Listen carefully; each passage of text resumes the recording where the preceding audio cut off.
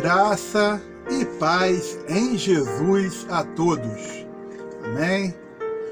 Bom estar aqui com os irmãos. Estamos aqui em nossa segunda aula de Pentateuco. Amém? Na aula passada nós fizemos uma introdução, entramos no livro de Gênesis e hoje daremos continuidade, iniciando aqui pelo livro de Êxodo. Amém? Eu botei aqui no quadro o seguinte: o autor é Moisés, do livro de Êxodo, e Êxodo é a continuação do relato de Gênesis. Ok? Êxodo é a continuação do relato de Gênesis. Né? Como introdução, eu posso falar para os irmãos o seguinte, com relação ao autor, né, Moisés, né, cujo nome significa tirado das águas. É a figura central do Êxodo, do livro de Êxodo. Ele é o profeta hebreu que liderou os israelitas em sua saída do Egito. Moisés. Esse é o nome da pessoa que Deus usou para essa grande libertação. Amém? E como comentário, eu botei aqui também o seguinte: Êxodo é a continuação do relato do Gênesis, mostrando o desenvolvimento de um pequeno grupo familiar de 70 pessoas numa grande nação com milhões de pessoas. Quando Jacó ele vai com a sua família, né, ali para Gósen, para Ramsés, ali no Egito, ele tem ali 70 pessoas, 70 hebreus. E quando chega o livro de Êxodo, nós temos basicamente aí uns 3 milhões. Entendeu? Uns 3 milhões jogando aí por baixo. Vamos embora. Os hebreus viveram no Egito por 430 anos, sendo que a maior parte do tempo em regime de escravidão. Eu acho interessante isso, que quando você lê no livro de Gênesis, tem um momento em que o próprio Deus, ele olha para Abraão e fala o seguinte: Abraão, a tua descendência, ela vai ficar cativa uns 400 anos. Vai ficar cativa, Abraão. Vai ficar no cativeiro. Interessante, o próprio Senhor, ele já havia falado sobre essa escravidão egípcia para Abraão. Ok? Vamos lá. Êxodo registra o desenvolvimento de Moisés, a libertação de Israel do seu cativeiro, a sua caminhada do Egito até o Monte Sinai, para receber a lei de Deus e as instruções divinas a respeito da edificação do tabernáculo. O livro de Êxodo termina com a construção do tabernáculo como um lugar da habitação de Deus. Como lugar da habitação de Deus. Nós vamos ver um pouquinho mais detalhado sobre esse tabernáculo, né?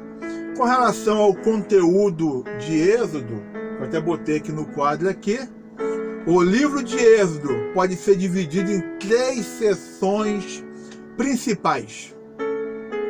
A libertação miraculosa de Israel, a jornada miraculosa até o Sinai e as revelações miraculosas junto ao Monte Sinai. Ok?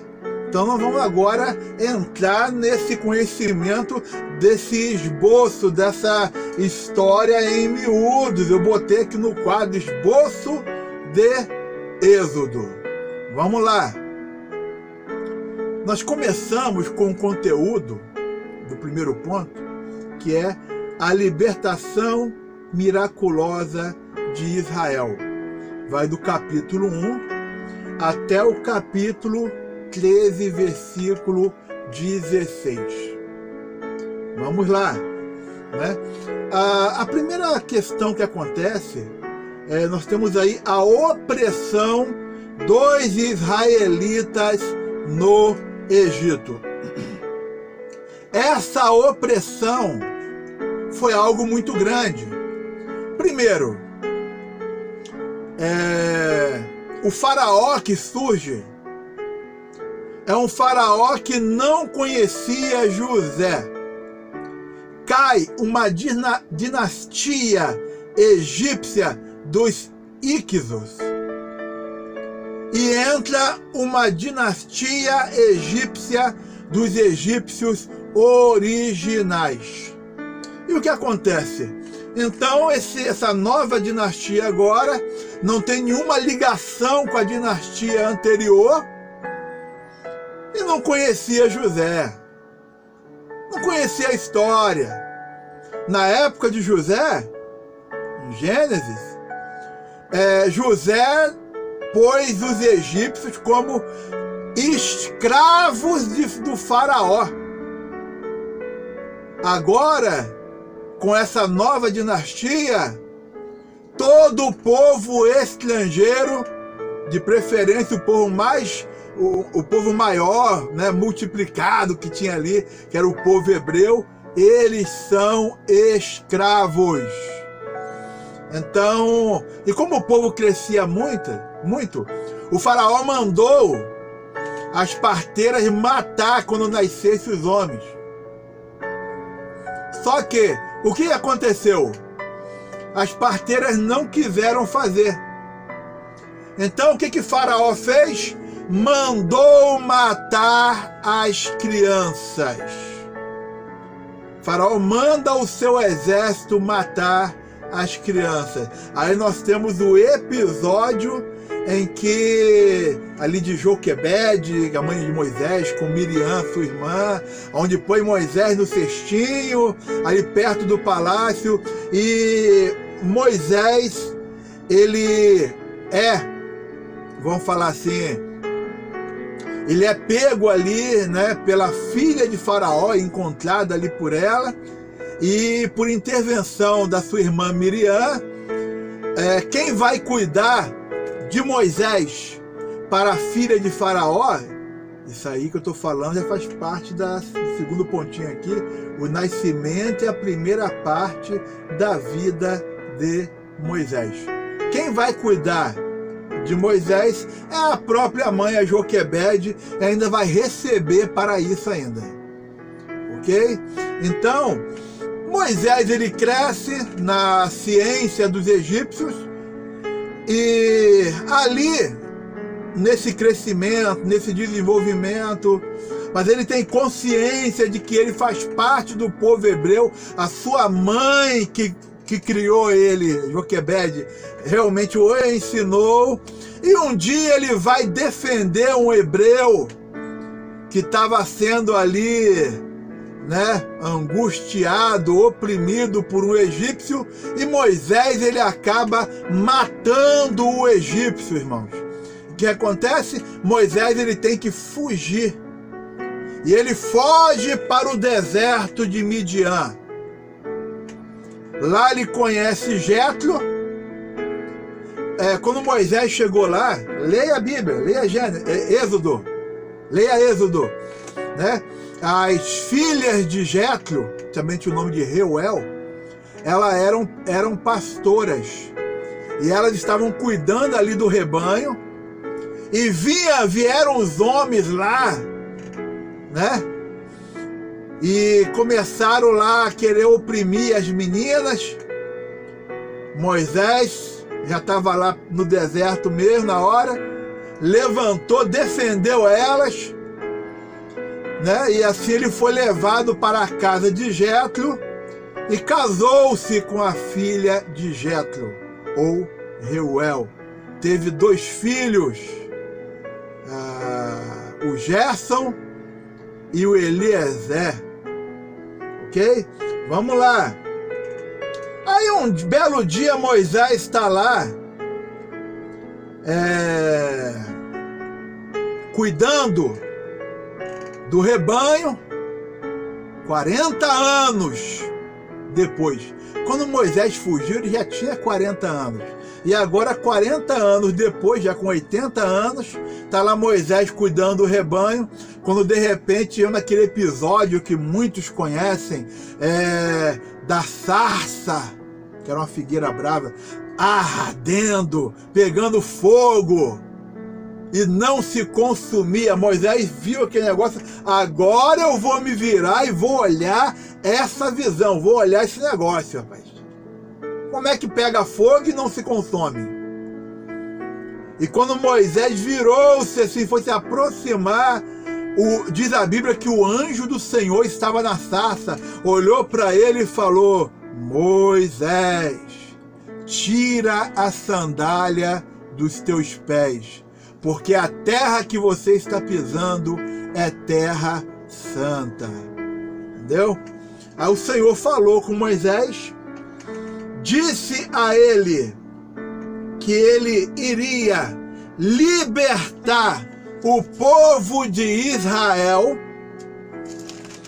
Aí Moisés olhou para Deus e falou: Senhor, manda outro que não dá não. Eu não tenho esse poder não. É difícil. Quais seriam as coisas mais difíceis? Aí Deus olhou para Moisés e falou o seguinte: Moisés, pega a tua mão e põe no teu peito. Quando Moisés botou e tirou a mão, estava a mão de Moisés leprosa, branca de lepra. Isso aí na época não tinha tratamento, não tinha cura. Leproso estava descartado da sociedade. Aí Moisés, Deus olhou para ele e falou o seguinte: Moisés, põe a tua mão de novo no teu peito. Quando ele botou, a mão se tornou sã. Estava ali novinha, sem lepra nenhuma.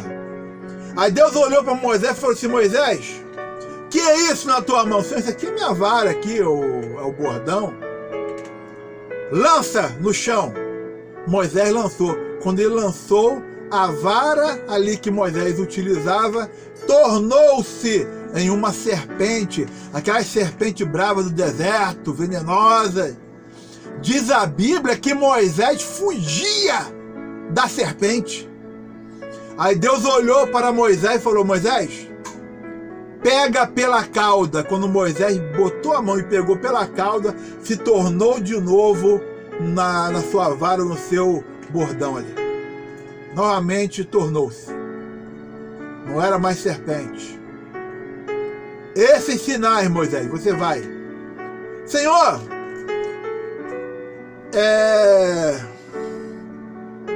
e se perguntarem quem foi que me mandou, ou falar: foi Deus. Mas Senhor, e se perguntarem que Deus? Aí o Senhor olhou para Moisés e falou: Moisés, fala com eles que o Eu Sou te enviou. Eu sou o que sou, Moisés. Aí Moisés ainda olha para Deus: Senhor, eu não sei falar, eu tenho dificuldade de me expressar, já tenho 40 anos que eu só converso com os cabritos aqui, não dá certo. Aí Deus olhou para Moisés e falou: Moisés, você não tem o seu irmão Arão? Tenho eu preparado ele. Vai, você fala com Arão e Arão vai falar com o faraó. Pronto. Aí Moisés, ele vai. Aí nós temos o processo de libertação, que é justamente esse período agora em que Arão e Moisés, eles vão falar, lá no capítulo 5, vão falar com Faraó. E nesse processo de libertação, esse início, quando Moisés e Arão falam com Faraó, Faraó vai e aumenta mais ainda a pressão, a oprimição do povo, e o povo começa a se queixar de Moisés e Arão. Quando chega o capítulo 6 de Êxodo, Deus promete livrar. No capítulo 7, Moisés e Arão falam novamente e dá o aviso: ó, ou você libera o povo, ou eu vou trazer pragas. O negócio vai pegar pro teu lado, Faraó. O Faraó não quis dar ouvido. Aí nós temos, desse capítulo 7 em diante, até chegar lá no capítulo 11, o episódio que nós conhecemos como as 10 pragas, né, do Egito. Eu vou botar aqui agora para vocês aqui uma imagem aqui. Você vê as 10 pragas do Egito. A primeira praga: as águas tornam-se em sangue. Segunda praga: a praga das rãs. A terceira praga: a infestação de piolhos. A quarta praga: a infestação de moscas. A quinta praga: a peste que deu ali nos animais, então a morte dos animais. A sexta praga são agora tumores, chagas que brotam nos egípcios. E mesmo assim o faraó endureceu seu coração. A sétima praga: a chuva de pedras, ou chuva de granizo, chuva de pedras afogueadas, né, de Saraiva. A oitava praga: a infestação de gafanhotos. A nona praga: a escuridão. Não foi simplesmente uma escuridão do pessoal, tipo assim, não tem lua, não aparece o sol. Não, foi escuridão da pessoa não enxergar um palmo na sua frente. Foram densas trevas, negócio bravo. Quem passou uma experiência parecida com densas trevas foi Abraão, no livro de Gênesis. E a 10ª praga, que foi a praga realmente para libertar, para Faraó falar assim: vai embora, pelo amor de Deus, que não aguento mais vocês. Foi a praga ali da morte dos primogênitos dos egípcios. Essa praga aí, que é anunciada no capítulo 11, quando chega o capítulo 12, Deus institui a Páscoa judaica. Então a primeira Páscoa, ela é realizada ali dentro do território egípcio. E nós temos lá no versículo 29 desse capítulo 12, né, a morte dos primogênitos, a 10ª praga, né? Nessa brincadeira, Faraó olhou e falou: rapaz, não aguento mais vocês. Entendeu? É interessante que quando Moisés e Arão, a primeira vez, eles foram conversar ali com o Faraó, você lembra aquele sinal lá no deserto? Moisés fez um sinal diante de Faraó. Ele pegou ali a sua vara, jogou no chão e tornou-se em serpente. Aí vieram os magos, bruxos de Faraó, jogaram também ali os seus bordões, as suas varas, e tornaram-se também serpentes. Mas aí a serpente de Moisés engoliu a serpente, que eram os bordões, né, dos magos, para mostrar a vocês que o nosso Deus é o Deus que realiza as grandes proezas e a grande libertação. Vamos dar continuidade, vamos dar uma pausa nesse vídeo aqui e a gente continua. Graça e paz em Jesus a todos. Amém.